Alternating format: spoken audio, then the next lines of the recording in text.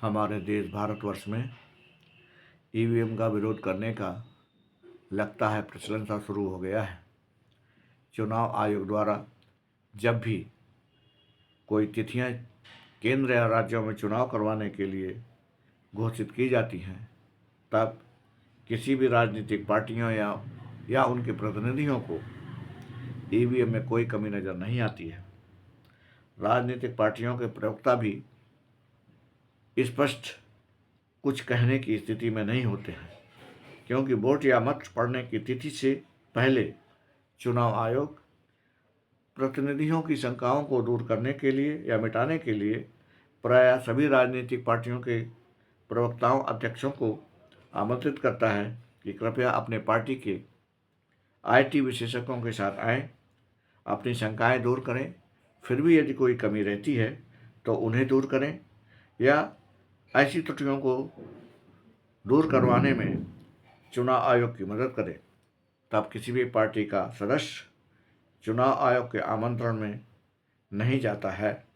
मतदान के बाद तक और चुनाव जीतने के बाद भी किसी पार्टी को ईवीएम में कोई कमी नज़र नहीं आती है, लेकिन चुनाव में बहुमत न प्राप्त करने वाली कुछ पार्टियां या प्रत्याशी ईवीएम में गड़बड़ी का आरोप लगाकर एक तरह से चुनाव आयोग को बदनाम करना शुरू कर देते हैं।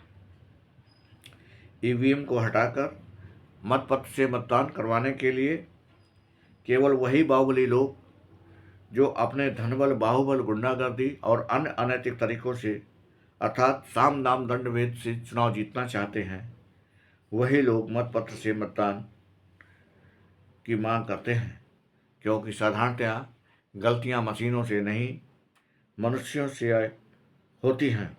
बाहुबली लोग अपने अपने क्षेत्रों में कैसा आचरण करते हैं यह सर्वविदित है। इसके अतिरिक्त ये लोग सत्ता में स्वयं शामिल होते हैं या इनका समर्थन करने वाले लोग सत्ता में होते हैं।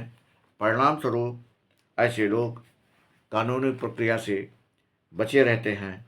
उदाहरणार्थ, महाराष्ट्र में संपन्न हुए चुनाव के बाद शिवसेना उद्धव गुट ने ईवीएम का विरोध करते हुए पहले दिन विधायक की शपथ नहीं ली, लेकिन दूसरे दिन शपथ ले ली और चुनाव आयोग को बदनाम करने की नापाक कोशिश भी की। इस प्रकार यदि यह विधायक चुनाव हार जाते तब भी ईवीएम में गड़बड़ी का आरोप लगाकर चुनाव आयोग को बदनाम करते।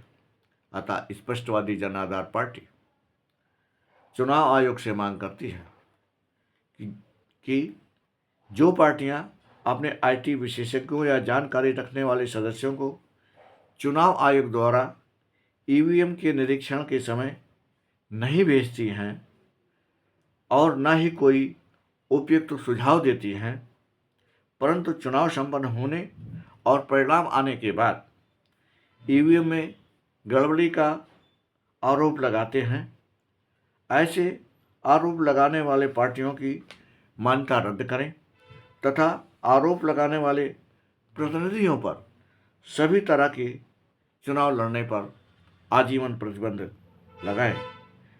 जब तक चुनाव आयोग सख्त कदम नहीं उठाएगा, तब तक ऐसे अराजक तत्व सुधरने वाले नहीं हैं और चुनाव आयोग तथा देश की छवि को खराब करने में कोई कसर नहीं छोड़ेंगे। धन्यवाद। नमस्कार। जय हिंद। भारत माता की जय।